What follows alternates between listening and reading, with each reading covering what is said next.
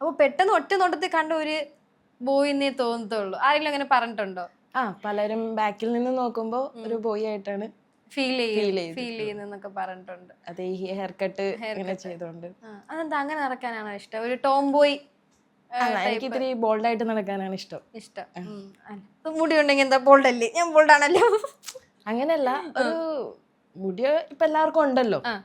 ഇപ്പൊ ഈ ഒരു ലേഡി ഇത്രയും ഷോർട്ട് കട്ട് ചെയ്യാ എന്ന് വെച്ച് കഴിഞ്ഞാ അതൊരു വെറൈറ്റിയാണ്.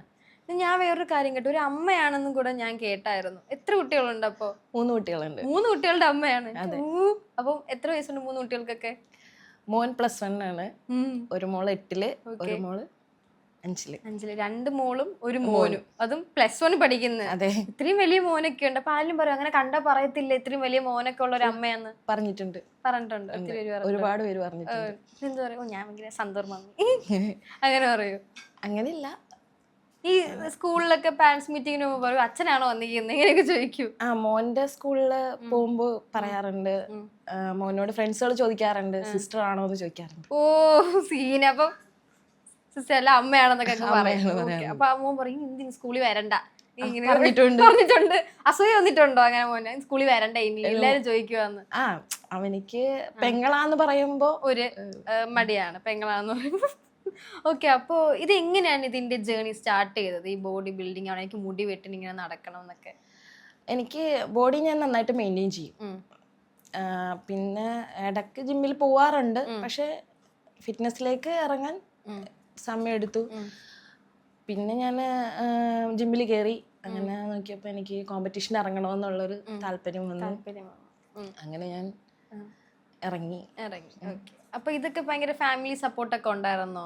ഫാമിലി ആരും സപ്പോർട്ടല്ല, എൻ്റെ ഇഷ്ടത്തിന് ഞാൻ ഇറങ്ങിയത്.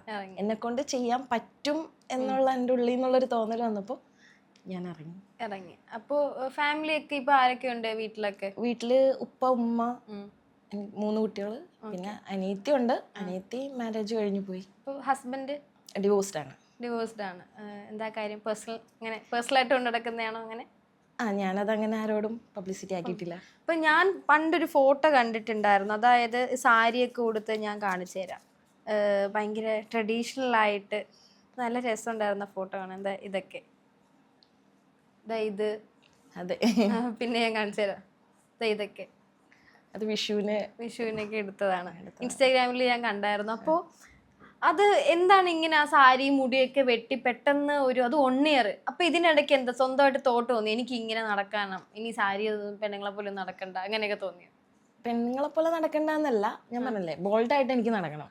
ഞാൻ അതിനുശേഷം ഞാൻ കണ്ടല്ലോ പോസ്റ്റ് ഒക്കെ, പിന്നെ പെണ്ണുങ്ങൾ ഇടുന്ന ഒരു ഡ്രസ്സ് ഇട്ടിട്ടില്ല, ഷർട്ടും മുണ്ടും ഒക്കെ ഇടുന്ന ബോയ്സ് ഇടുന്ന പോലെ. ഏറ്റവും ഇഷ്ടം ജീൻസും ടീഷർട്ടാണ്. പിന്നെ ഷർട്ടും മുണ്ടും ഒക്കെ കണ്ടു. പിന്നെ ചുരിദാറോ സാരി ഒന്നും ഞാൻ കണ്ടില്ല ഇൻസ്റ്റയിൽ പിക്കൊന്നും. അത് പിന്നെ ഷർട്ടും മുണ്ടും എടുത്തത് ഒരു പ്രോഗ്രാമിന് വന്നപ്പോൾ എൻ്റെ സ്റ്റാഫുകള്, ഞാൻ വർക്ക് ചെയ്യുന്നത്തെ സ്റ്റാഫുകള് പറഞ്ഞു അങ്ങനെ ഇടാൻ പറഞ്ഞു. അങ്ങനെ ചേരുന്നേ എന്ന് പറഞ്ഞിട്ടുണ്ടല്ലേ. അതെങ്ങനെയായിരുന്നു പെട്ടെന്ന് ഒരു തോട്ട് വന്നത്? ഇവിടെ അല്ലായിരുന്നല്ലേ വർക്ക് ചെയ്തത്? ഞാൻ ദുബായിലായിരുന്നു. അപ്പോൾ ഇങ്ങനെ തോട്ട് വന്നു ഞാൻ എനിക്കൊരു ബോഡി ബിൽഡർ ആവണം? നാട്ടില് വന്നു കഴിഞ്ഞതിന് ശേഷം എനിക്ക് വയറിനൊരു ഇഞ്ചുറി സംഭവിച്ചായിരുന്നു.